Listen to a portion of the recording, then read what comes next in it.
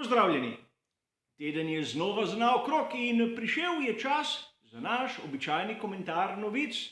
Tokrat tik preden se bomo začeli ukvarjati z veliko nagrado Španije.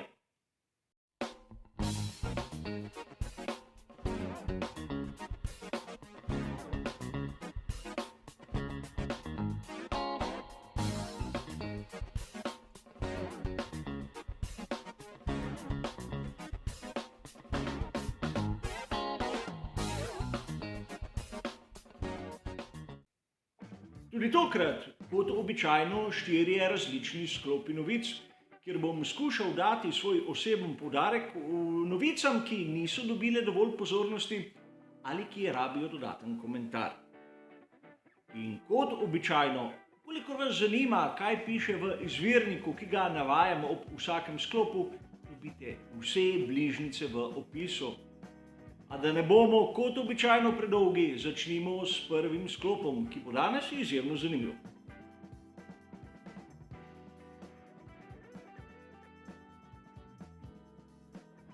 V prvem sklopu bomo malce bolj podrobno pogledali, kaj se je zgodilo Charlesu Leclercu v Monaku, ko so priredili tisto zgodovinsko dirko bolidov Formule 1.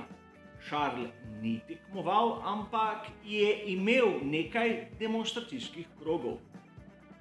In kot smo lahko brali na primer na spletni strani motorsport.com 15. maja, je imel nesrečo, pri kateri je izjemno hudo poškodoval Ferrari 312 B3, ki ga je vozil Niki Lauda leta 1970.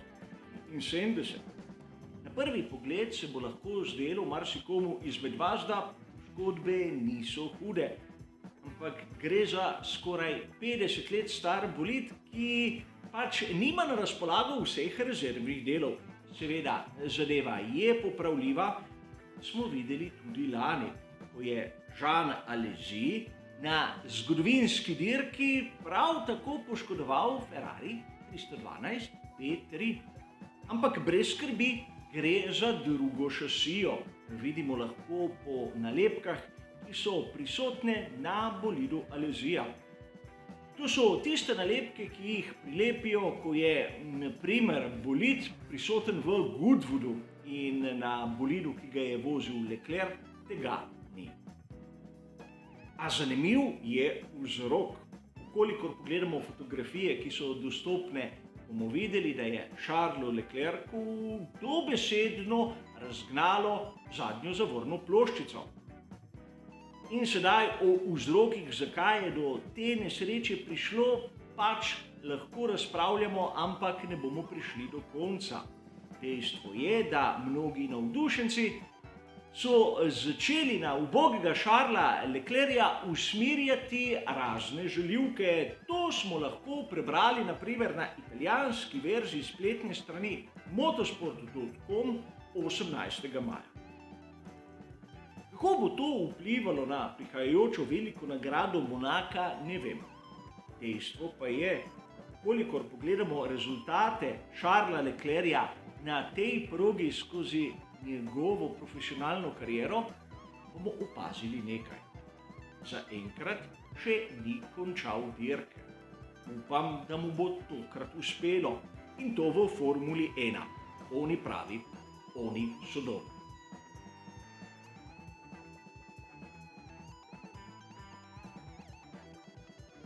Zopet na spletni strani motorsport.com smo lahko 16. maja prebrali, da bodo pri ekipi Alpine odločili o prihodnosti Fernanda Alonsa in ali Oskarja Piastrija tam okrog velike nagrade Velike Britanije. Torej, Fernando Alonso ima še nekaj velikih nagrad, nekaj priložnosti, da lahko prepriča v podaljšanje svoje pogodbe. Po mojem osebnem mnenju bi lahko vodilne pri britansko-francoski ekipi prepričal le z uvrstitvijo na zmagovalni oder. Namreč, kolikor smo pogledali spletno stran Planet F1 13. maja, smo lahko videli novico, da sta tako Jack Doohan kot Oscar Piastri v Katarju imela zasebno testiranje, z lanskim Alpinom A521. Po letošnjem športnem pravilniku je to dovoljeno, kajti razlika med lanskim in letošnjim bolidom je takšna, da v bistvu testiranje lanskega letošnjemu ne pomaga nič. Ampak pri Alpinu so pokazali, da mislijo resno. Ne samo s Piastrijem, ampak tudi z Duanom, ki ga lahko spremljamo v Formuli 2. Torej, po eni strani postavljajo pod pritisk samega Alonsa, po drugi strani seveda Piastrija, konec koncev tudi Duana. Pristop jim je všeč. Na koncu bomo videli, kdo je najboljši, ampak ne bomo imeli nobenih pomislekov, nobenih izgovorov, da je dobil kdo karkoli podarjenega. Pojdimo raje k tretjem sklopu.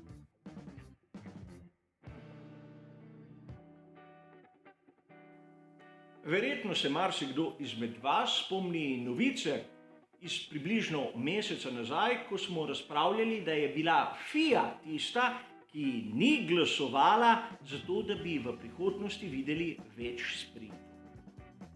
In na spletni strani Race Fans sem 18. maja zasledil članek, kjer so ekipe začudene nad to odločitvijo FIA.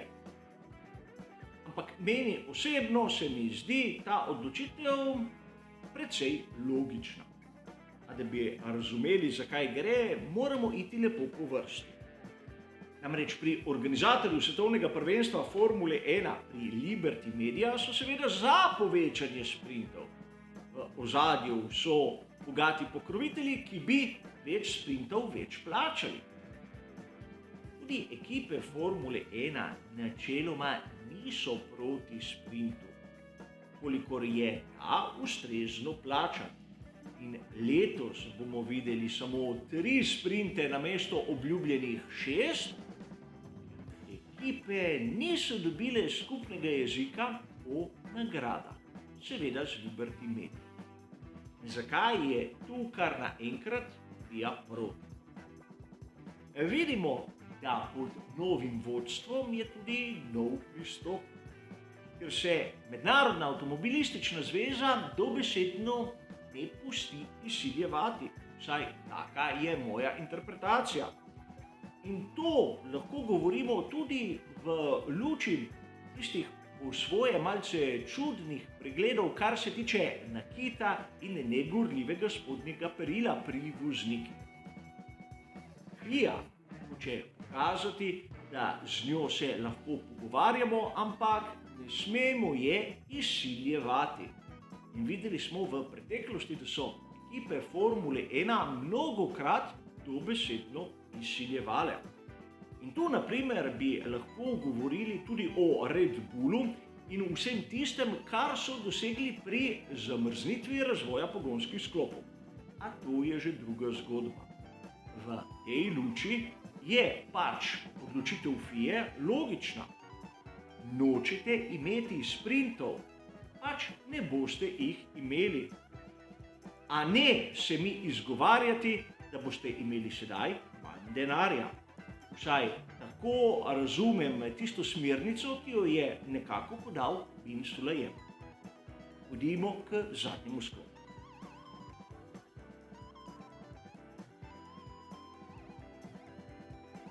Za konec pa še novica iz britanskega Expressa.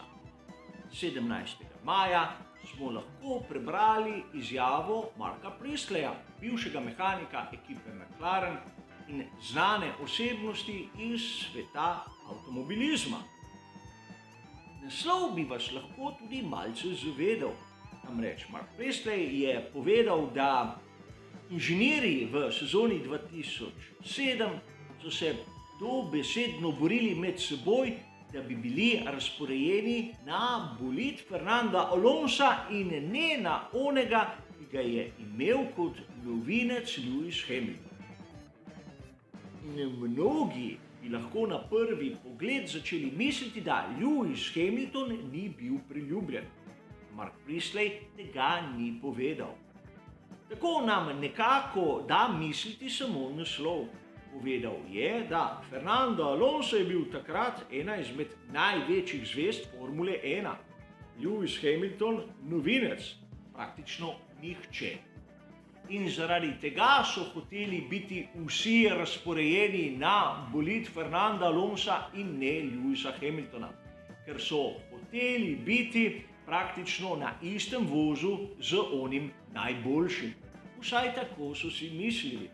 Ampak poznamo zgodovino in vemo, da Lewis Hamilton je dokaj hitro spremenil razmerje moči tudi v samem McLarenu, poleg ostalih zadev, ki so se v tej ekipi dogajale v sezoni 2007, a o tem seveda kdaj drugič.